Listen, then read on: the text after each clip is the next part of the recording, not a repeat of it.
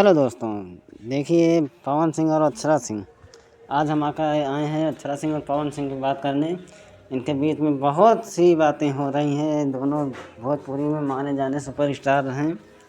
चलिए, अगर इसी तरह का वीडियो देखना हो तो आप मेरे चैनल को सब्सक्राइब करिए, थोड़ा लाइक करिए।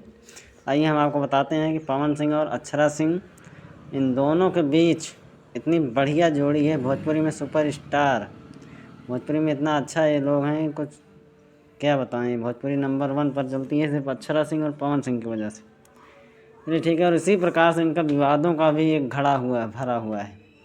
पवन सिंह और अक्षरा सिंह की एक विवाद में इन दोनों के बीच बहुत ही बहस हुई है, इसीलिए ये दोनों अलग अलग रहते हैं। और जिस भी म्यूजिक में वीडियो में ये दोनों साथ आते हैं वो जान लो सुपर हिट होती है। चलिए ठीक है। अक्षरा सिंह की हार्ड वीडियो पवन सिंह के साथ, पवन सिंह जितने भी हार्ड वीडियो बनाते हैं सिर्फ अक्षरा सिंह के साथ।